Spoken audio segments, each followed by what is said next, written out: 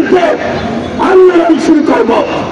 আমরা শেখ হাসিনার মতন ভারতীয় তাবেদারকে হারিয়েছি, নতুন কোন ভারতীয় তাবেদার আমরা বাংলাদেশে দেখতে চাই না। গণঅভ্যুত্থানের পরে যেভাবে দেশ চালানো দরকার আপনারা সেইভাবে দেশ চালান। গণ অধিকার পরিষদ এই সরকারের পাশে থাকবে, সরকারকে সহযোগিতা করবে। আমরা সরকারের পতনের দাবিতে কোনো আন্দোলন করি নাই, আমরা সরকারকে সহযোগিতার জন্য আন্দোলন করছি। এই সরকার আমাদের সরকার, এই সরকারকে টিকিয়ে রাখতে হবে।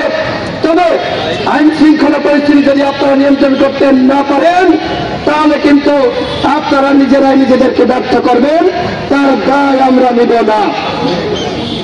আমি সর্বশেষ আবারও মনে করিয়ে দিতে চাই, যারা গতকাল ভারতের উপর হামলা চালিয়েছে তাদেরকে আগামী 24 ঘন্টার মধ্যে গ্রেপ্তার করানো হলে আমরা ওই স্বরাষ্ট্র উপদেষ্টাকে ঘেরাও করব, তার পদত্যাগ নিশ্চিত করব।